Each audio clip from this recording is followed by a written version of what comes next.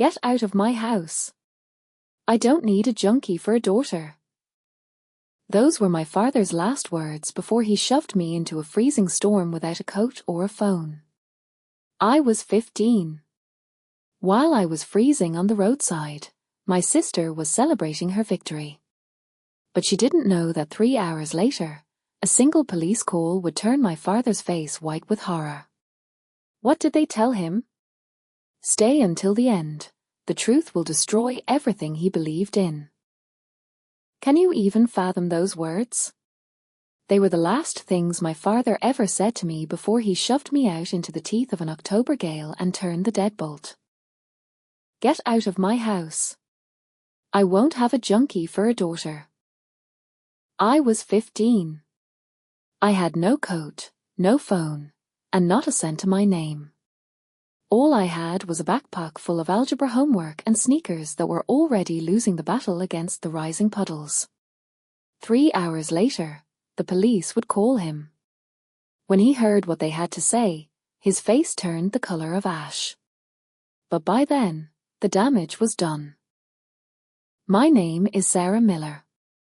I'm 28 now, sitting in my apartment in Denver, watching the rain streak across the glass. There is a letter on my kitchen table, written in a shaky hand on the kind of cheap stationery they give out at state-run nursing homes. After 13 years of silence, my father wants an audience. He says he's dying. He says he's sorry. It's funny how rain works. It always drags me back to that Tuesday in 2011. I remember walking home from school, my head still spinning with equations from an exam I'd just nailed. I was thinking about what was for dinner and the vintage concert poster I wanted to buy with my birthday money, the typical, mundane concerns of a sophomore in high school. I had no idea that in less than 2 hours, I would be stumbling through a freezing downpour, wondering if I'd live to see Wednesday. The second I crossed the threshold, the air felt heavy. My father, Thomas, was standing in the center of the living room, looking like a man possessed. His face was a bruised, angry red, his hands trembling as he clutched a fistful of cash in one hand and empty prescription bottles in the other. My sister, Beatrice, stood just behind him. She was 19 then, 4 years older than me, and she had perfected a mask of absolute heartbreak, the picture of a devoted older sister who had just unearthed a devastating secret. But I saw her eyes. I caught that fleeting glint of triumph she couldn't quite suppress. Linda, our stepmother, hovered in the kitchen doorway with her arms crossed, her lips pressed into a thin, hard line. That was her gift, staying silent while the world burned. My father didn't even give me a chance to drop my bag. He started roaring as if I'd set the house on fire. He claimed I'd been skimming from his wallet for months. He said I'd been buying pills and stashing them in my room. Beatrice had found the evidence, he shouted, cash hidden in my dresser, bottles in the back of my closet, and a phone full of messages from people I didn't even know. I tried to find the words. I tried to tell him I'd never touched his money, that I'd never even seen those bottles. But the defense died in my throat. I realized then that he wasn't looking for the truth.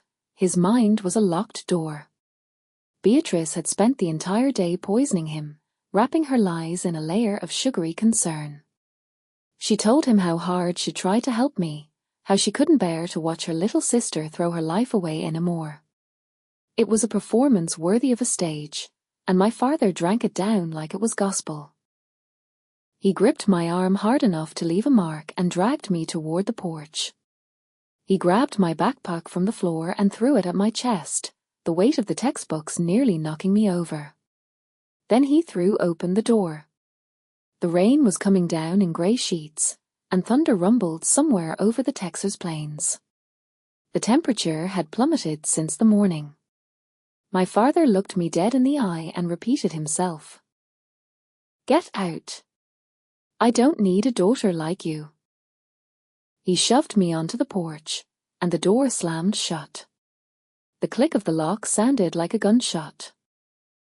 Just like that, at 15, I was a ghost. I stood there for 5 minutes, paralyzed. Not by the cold, that came later, but by the sheer impossibility of it. I kept waiting for the handle to turn, for someone to realize it was a mistake. No one came. My phone was still sitting on my desk upstairs. I had nothing but the clothes on my back and a backpack containing a half-eaten granola bar and a graphing calculator, nothing that could help me survive a night in the elements. I was a straight-A student with absolutely no idea how to exist in the world. So, I started walking. I didn't think about it, my feet just took over, steering me toward the only person who had ever made me feel like I mattered, my grandmother, Martha. She lived 7 miles away. On a clear day, that's a pleasant hike. In a freezing storm, wearing canvas shoes and no jacket, it might as well have been across the continent. The county road was a black ribbon of wet asphalt. Cars hissed past me, their headlights blurring in the rain, driver seeing nothing but a shadow on the shoulder. By the first mile, I was soaked to the bone. By the second, my hands were numb. By the third, my teeth were chattering so violently I thought they might shatter. But I kept moving. There was no going back. I had nowhere to go but forward, one heavy, freezing step at a time. The danger of hyperthermia is its gentleness. It starts by making you tired. Your brain gets foggy, and suddenly, the idea of sitting down for just a second feels like the most logical thing in the world. I made it for miles before my legs gave out. I saw a mailbox ahead and thought I'd just lean against it for a moment to catch my breath. I told myself Martha's house was only 3 miles more. I could make it. But my knees buckled before I reached the post. The wet gravel rushed up to meet me, and then the world went black. Highway 287 stretched out ahead of me, a dark, shimmering ribbon of misery. In a car, 7 miles is a 10-minute blur. On foot, in a freezing Texas downpour with nothing but canvas sneakers, it might as well have been a trek across the tundra. Cars hissed past, throwing up plumes of icy spray that drenched me over and over. I was a ghost on the shoulder, a shape the world chose not to see. By the second mile, I'd lost the sensation in my hands. By the third, my jaw was locked so tight from shivering that I thought my teeth might snap. But I kept moving. What choice did I have? I couldn't go back and plead with a man who had already decided I was the villain. I had to go forward. The thing about the cold is how it lies to you. It starts by stealing your sharp edges. Your thoughts turn to grey wool, and suddenly, the wet gravel looks like a feather bed. I made it past the 4-mile marker before my strength simply evaporated. I saw a mailbox looming in the dark and thought I'd just lean against it for a heartbeat. Just a second to breathe. I was so close to Martha's house. But my legs were no longer mine to command. I hit the ground hard, and the world went silent. 3 hours after my father had locked the door, his phone rang. The voice on the other end was clipped and professional. It was Officer Grant from the county sheriff's office. There had been an incident. His daughter had been found unresponsive on the shoulder of Highway 287, suffering from severe hyperthermia. She was being rushed to Memorial Hospital. And one more thing, sir, Child Protective Services has been alerted. A caseworker is already on her way. We have questions about why a 15-year-old girl was out in a life-threatening storm without a coat or a phone. We'll expect you at the hospital, and bring whatever evidence you mention to the neighbors. My father's face went white as bone. I know this because the nurses told me later that he looked like a man watching his entire reality dissolve in real time. Beatrice was standing right there when the call came in. For a split second, her composure fractured. The mask slipped, and the fear beneath it showed. Because here is the detail that changed the trajectory of my life. The person who found me wasn't just a passerby. Her name was Miriam Hayes. She had spent 35 years in the trenches of social work. She had seen every shadow of human cruelty, every rehearsed lie, every brand of neglect. She knew exactly what she was looking at when she saw a teenage girl abandoned in the rain. She wasn't about to let it go. My father thought he was purging a sickness from his house that night. He thought he was protecting his good family from the bad daughter. But he didn't realize he had just pulled the pin on a grenade. To understand why Beatrice did what she did, you have to understand when the rot first set in. Our mother, Catherine, died in 2006. Cancer. I was 10. Beatrice was 14. One day, we had a mother who smelled like vanilla and braided my hair for school. The next, we were in a sterile room, listening to the rhythmic, slowing beep of a heart monitor until it became a single, flat note. My father didn't just grieve, he retreated. He became a shadow in his own home, a man who lived and died by the comfort of his recliner. He went to work, he came home, and he stared at the wall. He wouldn't have noticed if the roof had caved in. So Beatrice stepped into the vacuum. At 14, she became the one who signed the forms, cooked the meals, and made sure I was dressed for school. She became the irresponsible one, the pillar my father leaned on. He showered her with praise, calling her the glue that held us together. He never stopped to ask how a 14-year-old girl was carrying that weight. He just accepted the service. My father had two great blind spots, his eldest daughter and that raggedy leather recliner. Both were falling apart at the seams, but he refused to see the damage. What he missed, what he chose not to see, was that Beatrice wasn't just helping. She was building a kingdom, and in her world, I was the peasant who needed to be kept in the dirt. Beatrice didn't just step into a leadership role, she built a fortress. And in her kingdom, I was the peasant who needed to be kept in the dirt. It started with small, surgical cruelties. My homework would vanish the night before a deadline. Permission slips for choir trips somehow never made it into my teacher's hands. My favorite sweater would emerge from the wash 3 sizes too small. Oops, she'd say, her voice dripping with fake sympathy. I must have set the dryer too high. My mistake, honey. She was building a case against me, brick by brick, before I even knew I was on trial. She would corner my teachers after class, her eyes welling with tears, and tell them how much I was a struggling ear at home. She whispered that I was acting out, that I was haunted by her mother's death, and that they should be patient with me because I was becoming difficult. They believed every word. Why wouldn't they? She was the grieving, responsible daughter, the one who carried the world on her shoulders. I tried to talk to my father once. I sat him down and tried to explain that Beatrice was sabotaging me, that she was weaving a web of lies. He looked at me with a mixture of pity and annoyance. You're just jealous of her, Sarah, he said, turning back to the television. She's the only reason this house functions. You should be grateful you have a sister who cares so much. After that, I learned the art of silence. I stayed small. I stayed quiet. I planned to just survive until I could graduate and disappear.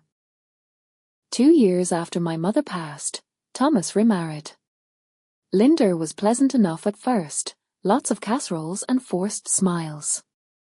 Beatrice played her like a violin, calling her a mommy within the first week. It was a tactical move, a way to cement her status as the loyal daughter. I couldn't do it. My mother had only been gone 24 months, and my heart wasn't ready to hand over that title to a stranger. That quiet rebellion cost me everything. Linda and Beatrice formed a private club of 2, and I was permanently blackballed. By the time I was 15, the roles were cast in stone. Beatrice was the golden child. I was the problem. Then came the matter of the money. Before she died, our mother had set up 2 trust funds, $45,000 each, accessible when we turned 18. It wasn't a fortune, but in a small Texas town, it was a ticket out. Beatrice hit 18 and drained hers in less than a year. She bought a flashy car, designer bags, and expensive investments for her boyfriend, Julian, a smooth-talking drifter who always had her a big deal in the works but never a steady paycheck. By the time my father kicked me out, Beatrice was broke. Julian was whispering about his next scheme, and they were desperate. My $45,000 was sitting there, untouchable until 2014, unless something happened to me first. My mother had included a safety clause. If either daughter was declared legally incompetent or institutionalized before 21, the funds would be managed by a court-appointed family guardian. Beatrice and Julian did the math. If I was sent away for substance abuse, if my father found a stash of pills and evidence of a downward spiral, someone would need to manage my money. Someone responsible. Someone like a heartbroken older sister. $45,000. That was the price Beatrice put on my life. The week before she destroyed me, she set the stage. She made small cash withdrawals from my father's account using his debit card. She knew his PIN because she handled the bills. She collected Julian's old prescription bottles. She bought a burner phone at a gas station and filled it with fake, incriminating texts. On the morning of October 14th, while I was eating cereal and worrying about an algebra test, Beatrice slipped into my room. She tucked the cash into my dresser, hid the pills in my closet, and left the burner phone under my mattress.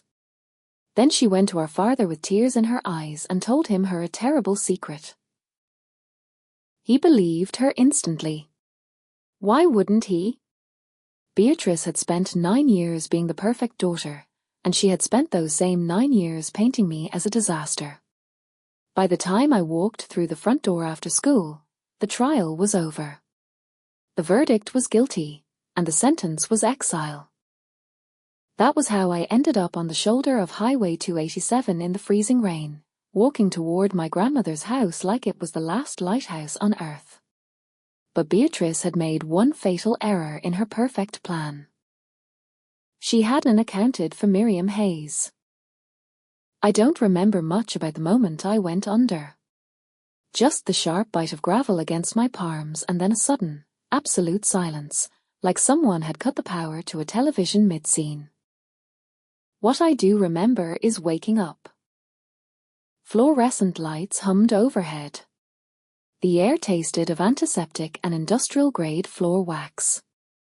A scratchy, stiff hospital blanket was tucked tightly around me, holding me as if I was something fragile, something worth protecting. I hadn't felt that way in a very long time.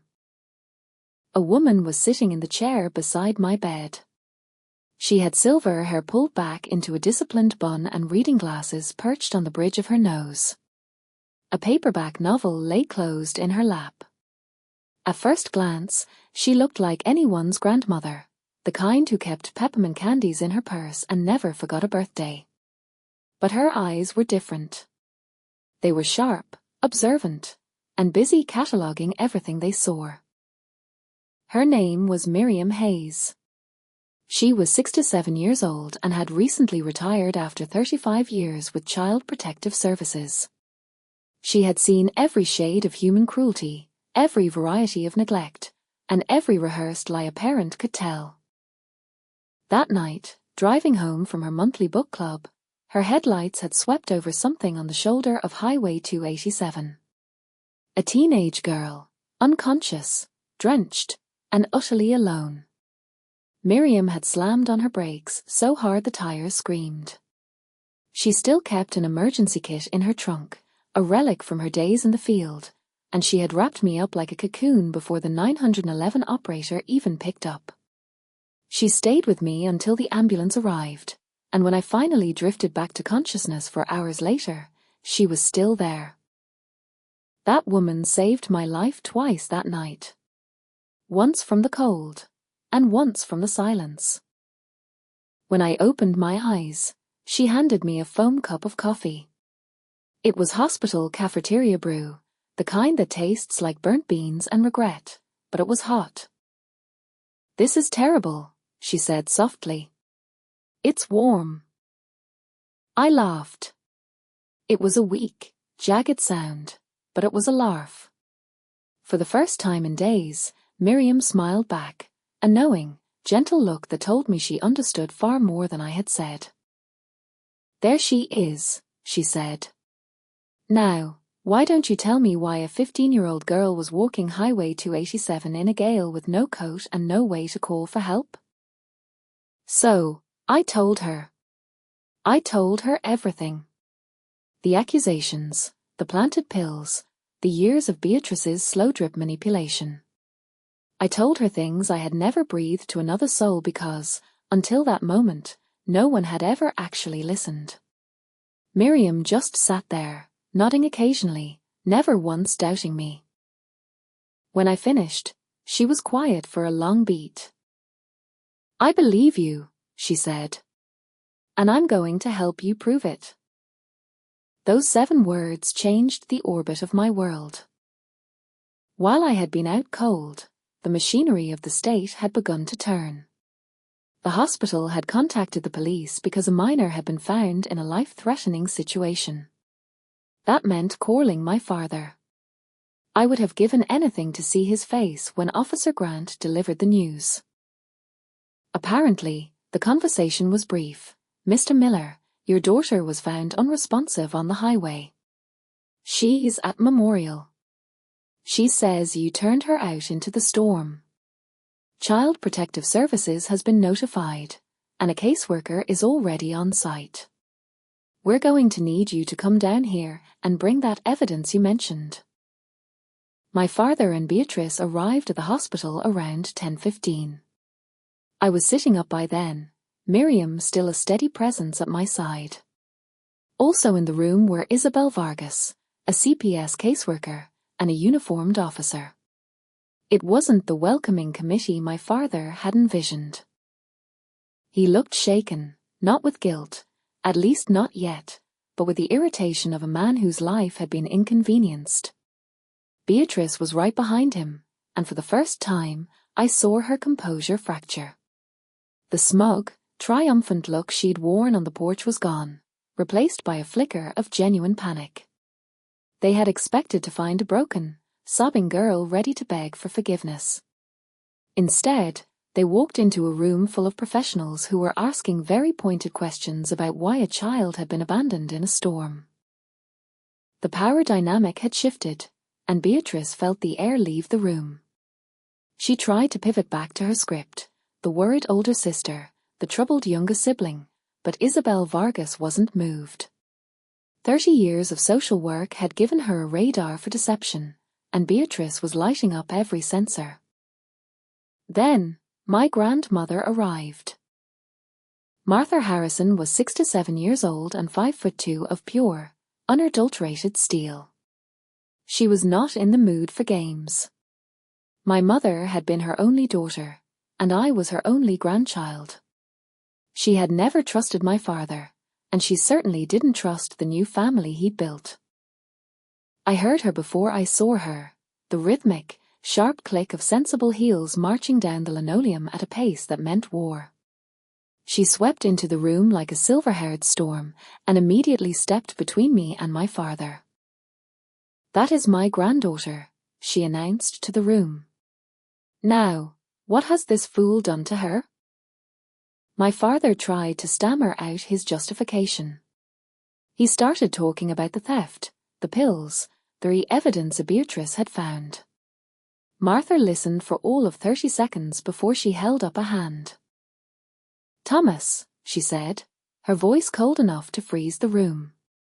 "I've known you for 15 years, and you've never been the brightest man I've met, but this is a new low even for you. You threw a child into a hurricane because of some pills that appeared out of thin air?"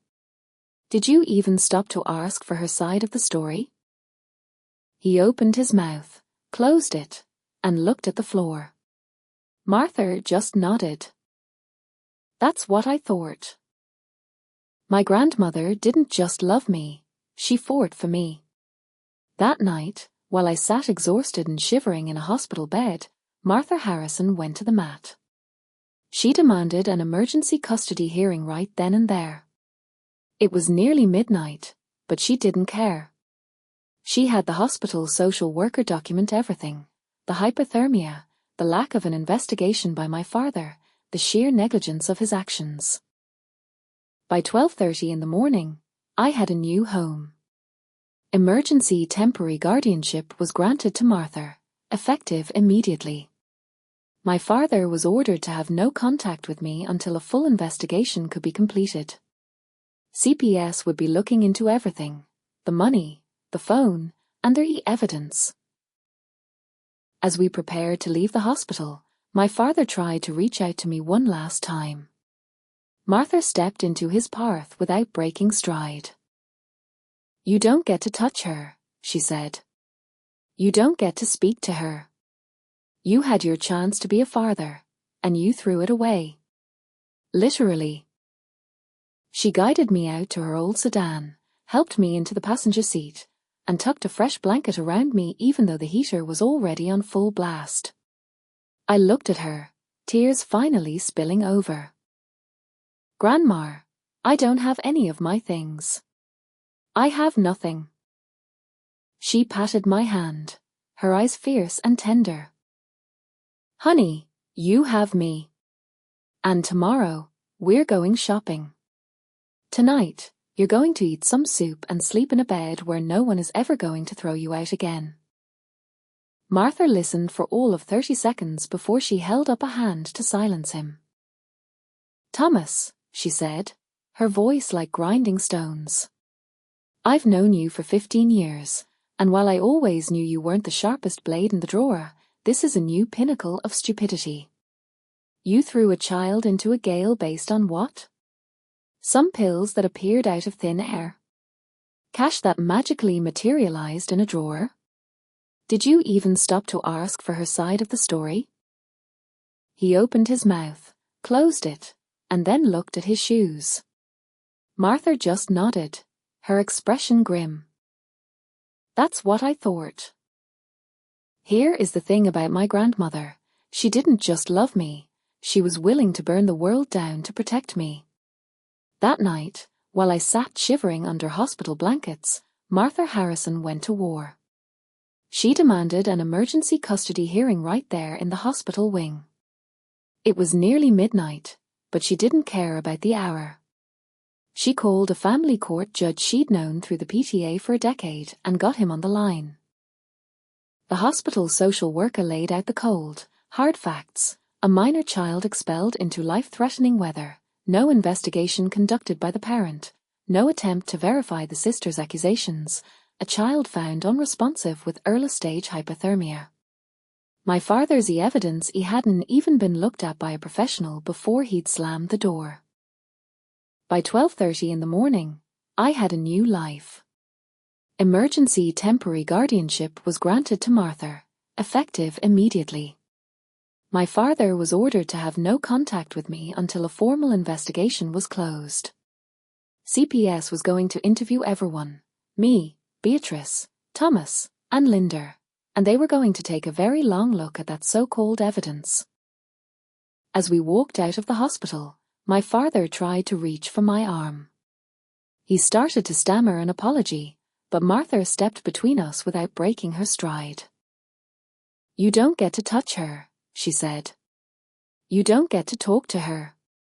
You had your chance to be a father, and you threw it away. You literally threw it into a storm.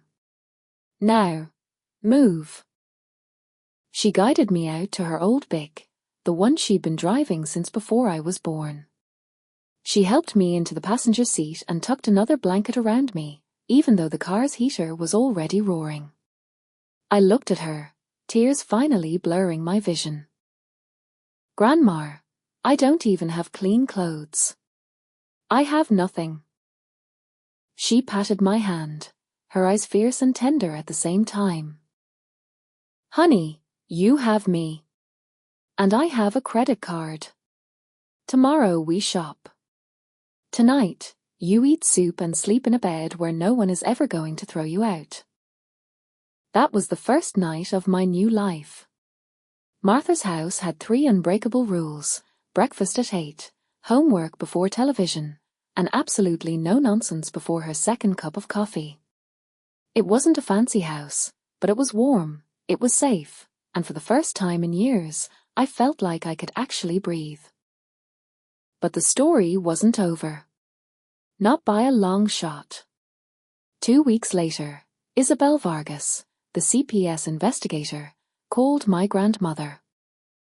"Mrs. Harrison," Isabel said, "you might want to sit down.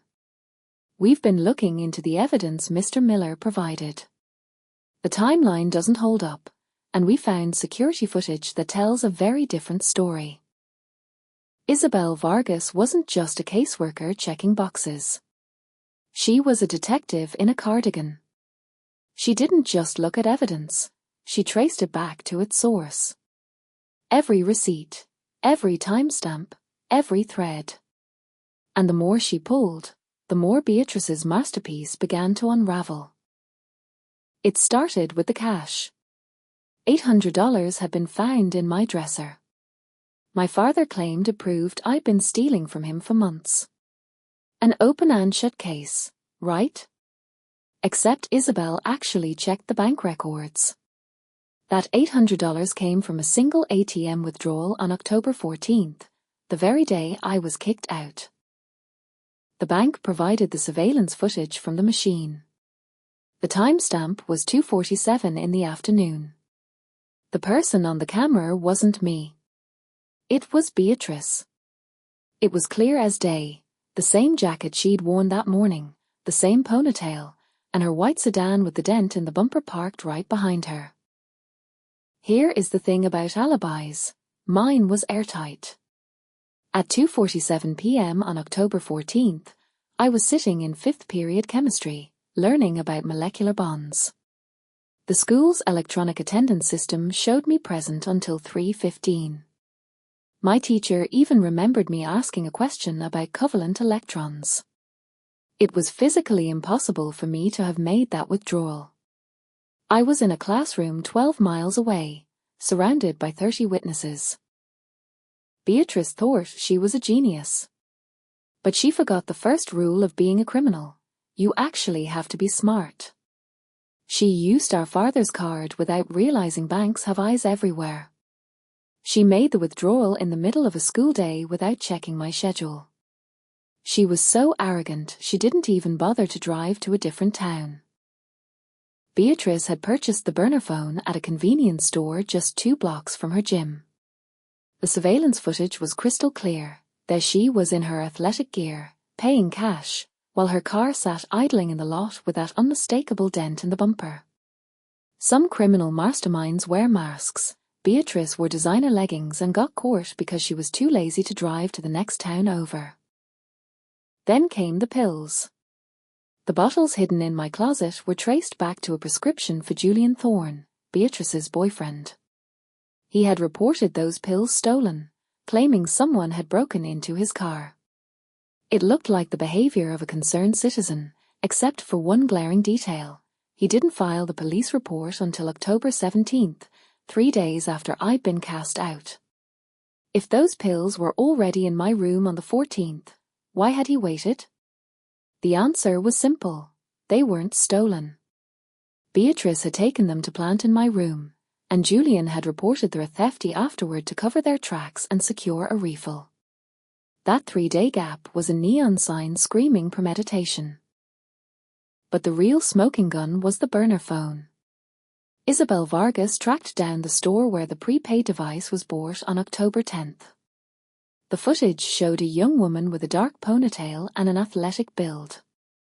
Her car, the white sedan with the mangled bumper, was parked right outside. Same car, same woman, same trail of breadcrumbs leading straight to my sister.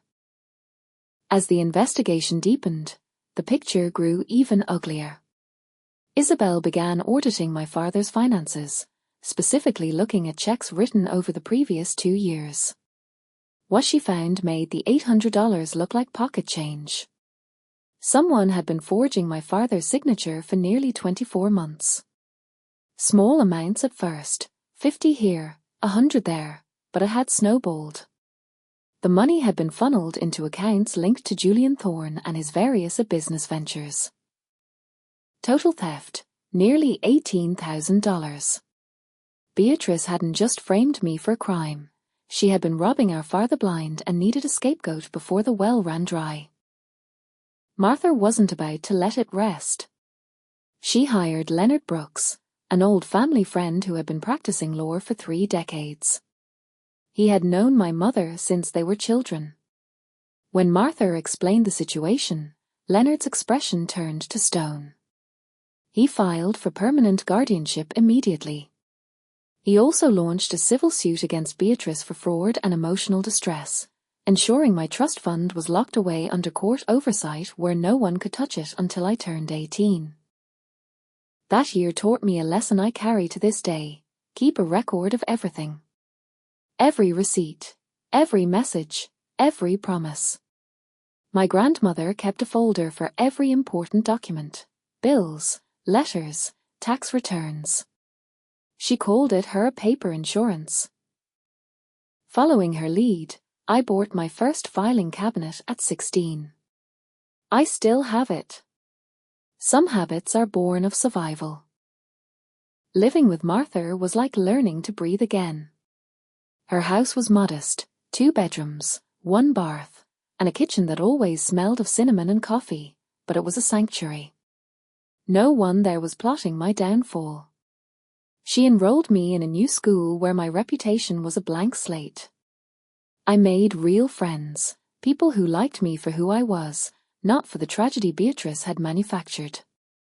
I started seeing a therapist, slowly untangling the years of manipulation I'd absorbed like a sponge. Martha only had a few rules, but she was firm about one: dinner was at 6 o'clock sharp. She used to say that chaos could wait until after the meal. It was the best advice I'd ever received. Meanwhile, the world Thomas had built was turning to ash. The CPS investigation put our old household under a microscope. My father was questioned repeatedly, each session leaving him looking more hollow and confused. How had he been so blind? Linda moved into the guest room, and their house became a place of clipped conversations and heavy silences. Beatrice, however, remained defiant. She wasn't sorry. She was just furious that she'd been caught. She blamed the investigator, the bank, the pharmacy. The golden child's crown was slipping, and she was prepared to claw at anyone to keep it from falling. Beatrice remained in a state of icy defiance.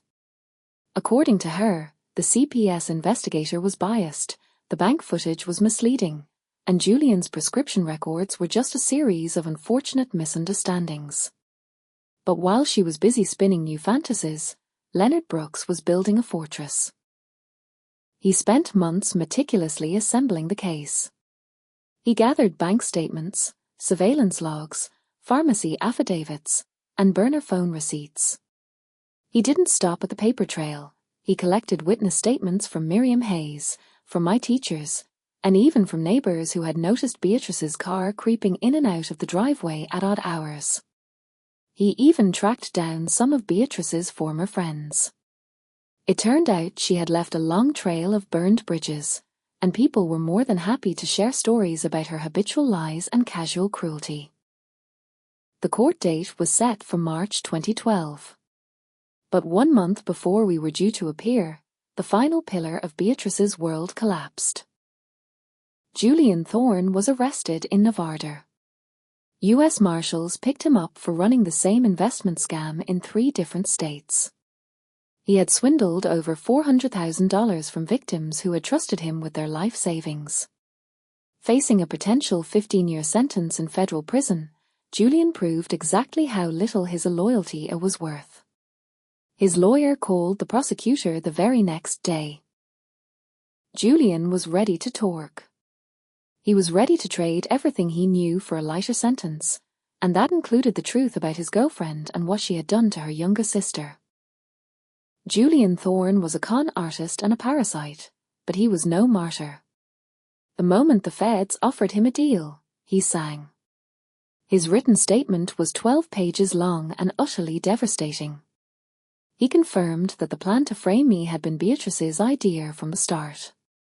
She had been skimming from our father for 2 years to fund Julian's investments, and when she realized the theft was becoming too large to hide, she decided she needed a scapegoat. I was the perfect target, their troubled younger sister, the one who didn't fit in, the one she had already spent years discrediting. Beatrice told Julian that getting me institutionalized would solve 2 problems at once. It would give her someone to blame for the missing money, and it would grant her legal control over my $45,000 trust fund as my guardian. That was my value to her.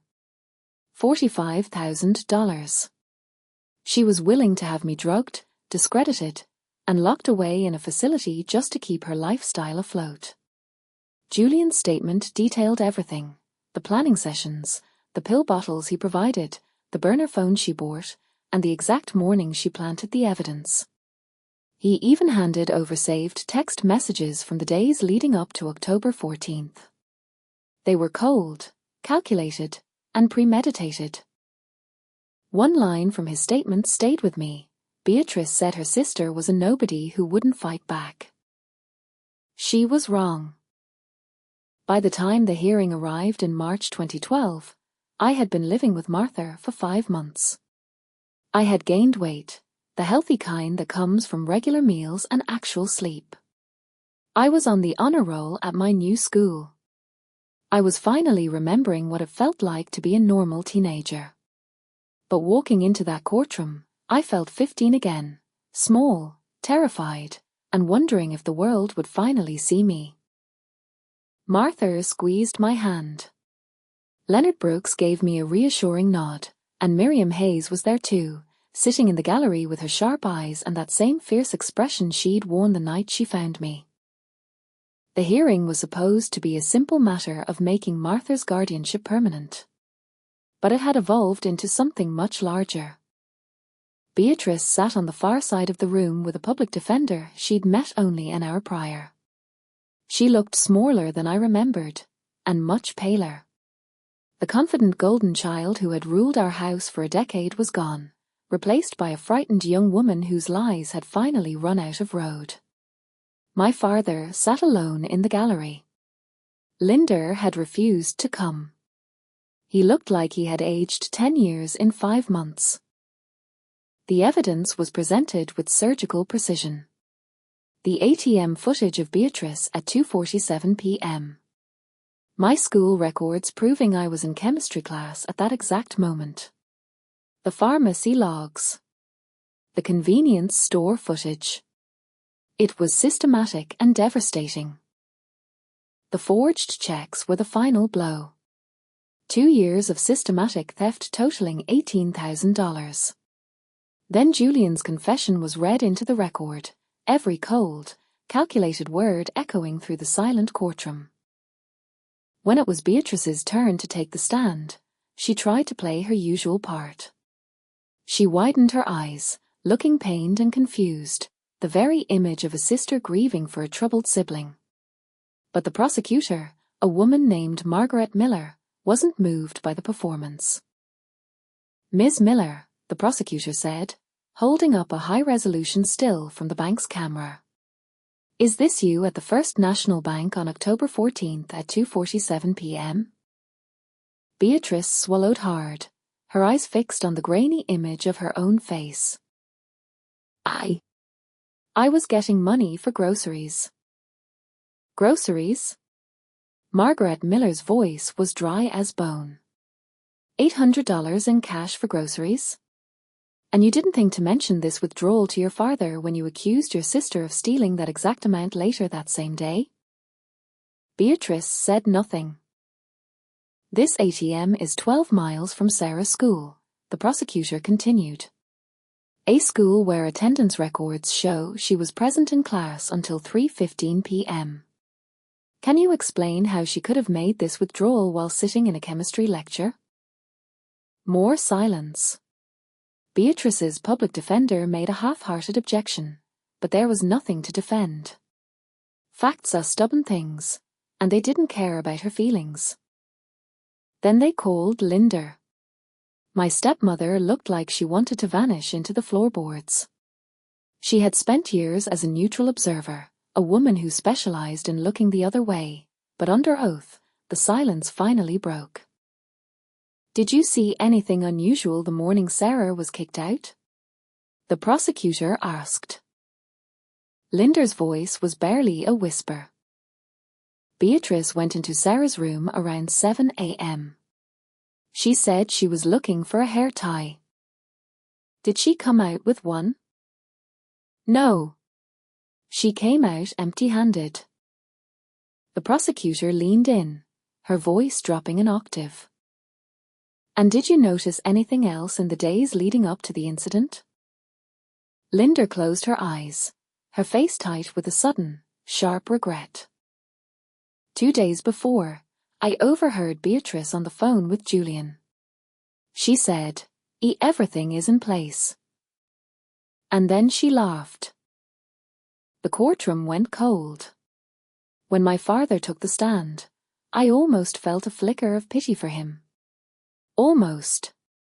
He had to explain to a judge why he had discarded his 15-year-old daughter without a single question. I trusted her, he stammered, his voice cracking. She was my firstborn. She was the one I could always count on. I thought. He couldn't finish the sentence. Judge Evelyn Rhodes had been on the bench for 30 years. She had seen the worst of humanity, but the calculated cruelty of this case seemed to offend her personally. Her words cut through the room like a scalpel. Mr. Miller, trust is not a shield for negligence. You abandoned a minor in a life-threatening storm based on a whim. You made no effort to find the truth. You chose the daughter who made you feel good over the daughter who actually needed a father. That isn't parenting. It is a betrayal of the highest order. She turned her gaze to Beatrice, her eyes narrowed. And you engaged in a premeditated campaign to destroy your own sister for profit. You manipulated a grieving man and stole from your own blood. The sentence was a hammer blow. Fraud, theft, filing false reports, and child endangerment. Beatrice's lawyer scrambled for a plea deal to avoid a full criminal trial. She received a 2-year suspended sentence, 5 years of supervised probation, and 200 hours of community service. She was ordered to pay back every cent, the 18,000 she'd funneled to Julian and the 800 she'd used to frame me. The court also issued a permanent restraining order. If she came within 500 feet of me, she was going straight to jail. But the real punishment was the felony record. No more jobs in finance, no positions of trust, no working with the vulnerable. The golden child now carried a mark that would never wash off. My father lost his rights permanently. He was ordered to pay for my therapy and educational expenses until I turned 21. He was also forced to set up a college fund with what remained of his savings. In our small corner of Texas, news travels like a brush fire. Within weeks, everyone knew what Thomas Miller had done.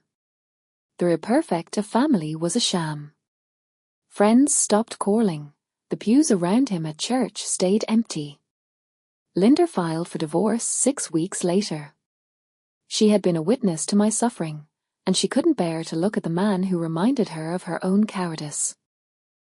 Miss Miller, Judge Rhodes said, her voice softening just a fraction as she looked at me. You have shown a remarkable resilience in the face of extraordinary cruelty. This court grants full, permanent custody to your grandmother, Martha Harrison. Your trust fund will remain under court protection until you reach your 18th birthday. I sincerely hope your future is as bright as your past was dark. I wanted to say something clever, something to break the tension of the room, but the weight of the moment was too much for humor. I just nodded and whispered, "Thank you." As we walked out of the courthouse, my father tried to approach me one last time. "Sarah, sweetheart," he began, his hand reaching out. "I'm so..." Martha didn't even break her stride. She stepped between us like a wall of granite, her eyes flashing. "You don't get to call her that anymore," she said, her voice like a winter wind. "You lost that right the second you shoved her into a storm. We're leaving." We kept walking, and I didn't look back. The sun was shining that afternoon, one of those rare, brilliant March days in Texas that feels like a promise. I had a grandmother who loved me, a lawyer who had fought for me, and a future that finally belonged to me. But some stories don't end when the gavel falls. 13 years have passed since that day. I'm 28 now, and my life looks nothing like the one I imagined when I was a 15-year-old girl with wet sneakers and a backpack full of algebra. I live in Denver now, in a beautiful apartment with floor-to-ceiling windows that look out toward the mountains. I've built a career I'm proud of, working as a marketing director for a firm that actually values my voice. I'm engaged, too.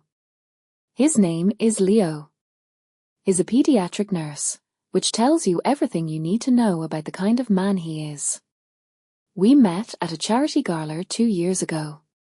He spilled a drink on my shoes, spent 10 minutes apologizing, and then made me laugh so hard I forgot I was supposed to be working the room. We're getting married in the spring. Life is good. It is genuinely, unbelievably good. Then, the letter arrived. It was sent to my grandmother's house. Martha is 80 now, still sharp as a tack and still living by her 3 rules. She called me and said something had come for me, something she thought I needed to see. I drove down that weekend to find a plain white envelope sitting on her kitchen table. The handwriting was shaky, almost unrecognizable. The return address was for Silver Pines Care Center, a nursing home about an hour from my hometown. "Dear Sarah," it began. "I know I don't deserve to ask anything of you. I know you have every reason to burn this without reading it.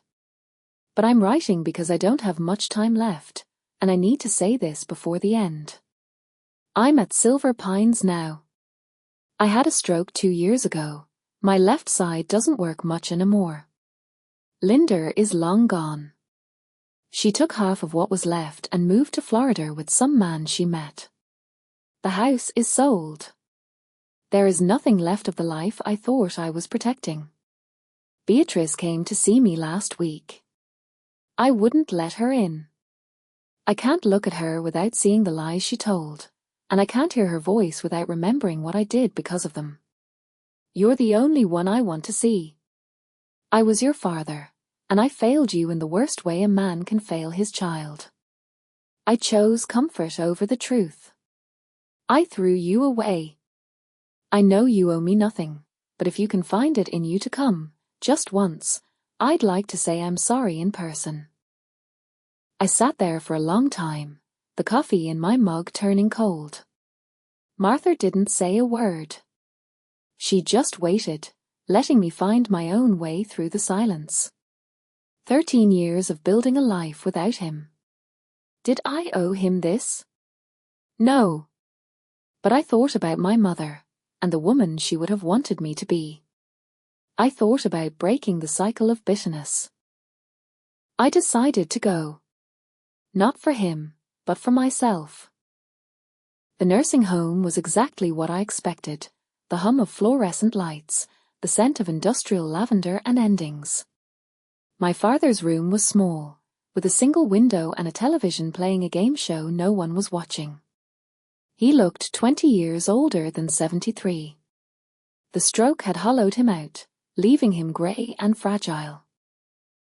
He cried when I walked in. He couldn't speak for the first few minutes, just sat there with tears tracking down his face while I stood by the door. Eventually, he found his voice. He apologized over and over, his words stumbling and thick. He said he'd been blind and cruel. He said losing me was the greatest regret of his life. I let him finish. I didn't interrupt, and I didn't offer comfort. "I forgive you," I said finally, sitting in the chair beside his bed. "But I want you to understand what that means. It doesn't mean I've forgotten. It means I'm choosing not to carry your weight anymore. I've built a life that has nothing to do with you. I'm happy, and I'm loved by people who would never dream of doing what you did. You have to live with the choices you made.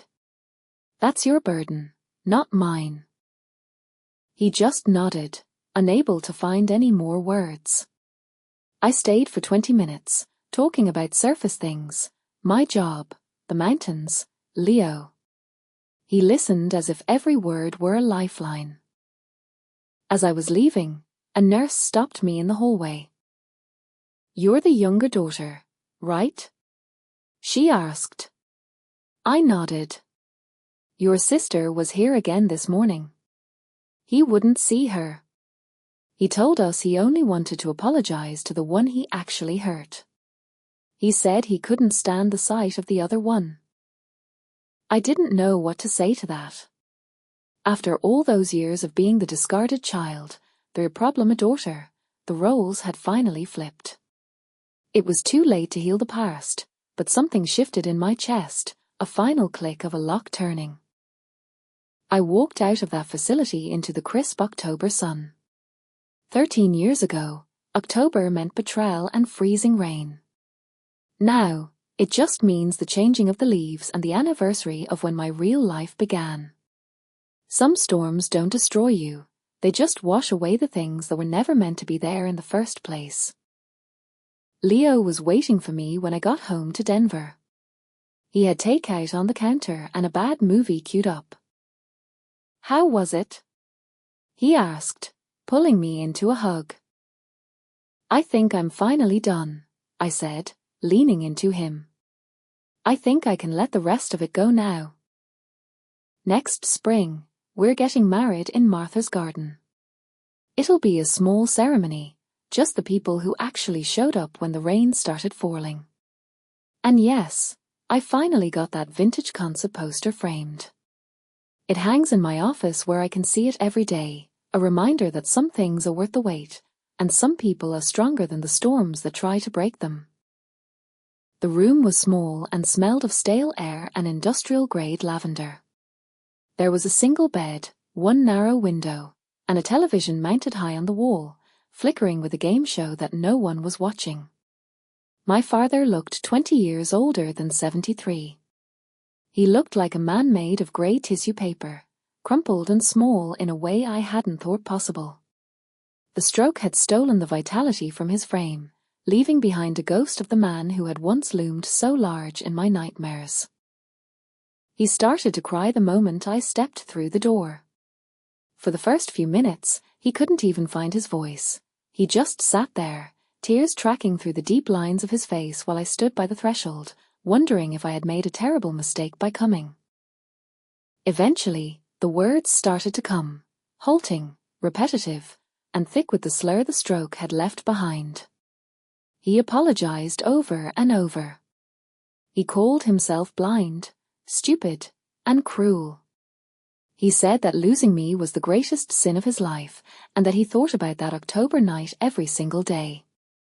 He told me that every time the sky turned grey and the rain started to fall, he could feel the weight of what he'd done pressing against his chest. I let him finish. I didn't interrupt, and I didn't move to comfort him. I just watched him until the room went quiet again. "I forgive you," I said. His face crumpled with a sudden, sharp relief, but I held up a hand. "I need you to understand what that means. It doesn't mean I've forgotten. It means I'm choosing to stop carrying the weight of what you did. That anger is heavy, and I'm done letting it take up space in my heart." I pulled a chair closer to the bed, making sure he was looking me in the eye. You threw me into a storm because you believed a lie. And you didn't believe it because the evidence was good. You believed it because it was easy. Beatrice made you feel like a good father, and I was just a reminder of everything you lost when Mom died. You chose a comfortable lie over your own daughter. I've built a whole life without you.